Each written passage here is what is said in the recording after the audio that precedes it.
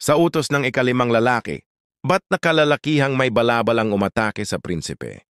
Mabilis na kumilos si Cheon at inihampas ang kanyang sandata, ngunit sa isang hampas ng gwardiya sa palad, nahulog ang kutsilyo mula sa kamay ng bida. Napatingin sa takot si Cheon sa sandatang kanyang nabitawan. Lumapit ang mamamatay tao at hinawakan siya sa leeg. Itinataas siya sa hangin. Tinitigan ng nakabalot ang kanyang biktima, hindi makapaniwala na ito na ang katapusan.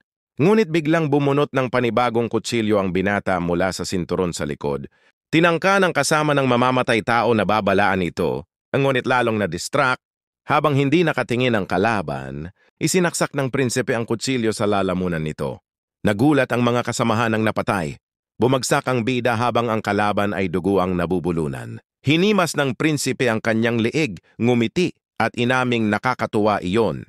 Kinutya ang patay nilang kasama dahil sa pabayang aksyon at natakot sa maaaring mangyari kung sakaling matutunan ng batang prinsipe ang martial arts. Like and subscribe para sa mga susunod na istorya